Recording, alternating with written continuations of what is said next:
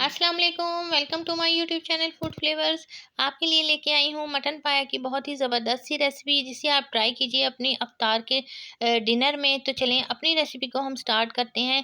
Mutton पाया मैंने लिए थे, 4 अदद मटन पाया लिए थे और इसको मैंने धो के अच्छी तरह साफ़ करके चढ़ा लिया था हंडिया में। और इसके बाद इसमें मैंने ऐड करना है बौंग का गोश्त। 1 पाव के करीब मैंने बौंग का गोश्त लिया है, इसको भी मैंने धो लिया था अच्छे तरीके से।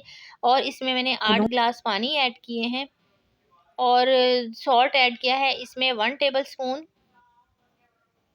इसको आपने मिक्स कर लेना है नमक को इसके अंदर। और इसके बाद जब इसमें उबाल आ जाएगा तो आपने इस पर से ये जो तमाम झाग हैं ये निकाल लेने हैं।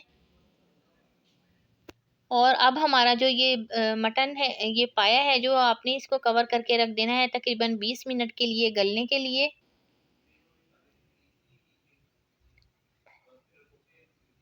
बौंग का गोश्त हमारा गल चुका है और इसको मैं निकाल लूँगी एक प्लेट में, क्योंकि बौंग का गोश्त सॉफ्ट होता है इसलिए जल्दी गल जाता है। तो इसको हमने निकाल लेना है पहले एक प्लेट में। उसके बाद हमने पाए जो हैं दोबारा से हमने चूल्हे पर रख देने हैं। तकरीबन 2 से 3 गिलास पानी डालकर आपने इसको दोबारा से रख देना है ताकि पाए हमारे अच्छे तरीके से गल जाएँ। ऑयल लेना है आपने, 2 टेबलस्पून ऑयल लेना है और बड़ा वाला चम्मच आपने ऑयल का लेना है। और 1 अदद आपने बड़े साइज़ का प्याज लेना है, चॉप्ड कर लेना है आपने प्याज को। और इसे आपने लाइट ब्राउन कर लेना है, बहुत ज़्यादा आपने ब्राउन नहीं करने प्याज। 2 टेबलस्पून आपने लेना है गार्लिक पेस्ट, ये आपने इसमें शामिल करके हल्का-हल्का सा भून लेना है। और इसमें आपने शामिल करना है रेड चिली पाउडर, तकरीबन 1.5 चम्मच आपने रेड चिली पाउडर ऐड करना है। सॉल्ट आपने ऐड करना है 1 टेबलस्पून। और आपने इसमें पिसा हुआ धनिया ऐड करना है 2 टेबलस्पून। और हल्दी आपने लेनी है इसमें 1 टीस्पून के करीब। इसमें आप थोड़ा-सा पानी डालकर मसाला आप इसका भून लें।